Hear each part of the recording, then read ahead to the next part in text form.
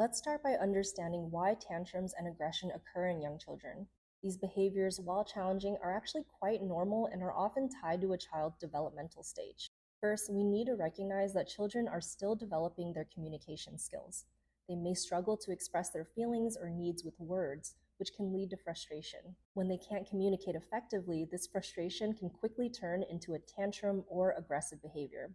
Another key factor is a child's growing need for independence. As they start to explore the world around them, they want to do things on their own.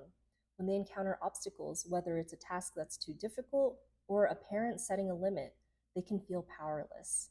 This feeling of helplessness can trigger a strong emotional response, like a tantrum.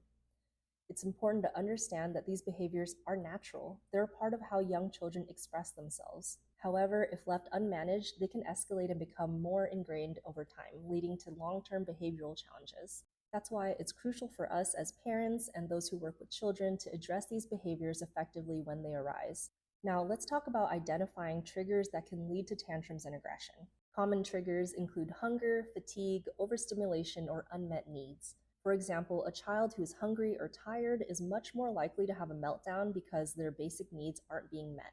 Similarly, a child who's overwhelmed by too much activity or noise may resort to aggressive behavior as a way of coping. Being proactive in managing these triggers can significantly reduce the occurrence of challenging behaviors. This means keeping an eye on your child's physical and emotional state, recognizing when they might be nearing their limit, and taking steps to address their needs before a tantrum or aggressive behavior occurs. By understanding the developmental reasons behind these behaviors and being mindful of the triggers, we can support our children in managing their emotions and reduce the stress that these situations can bring to our daily lives.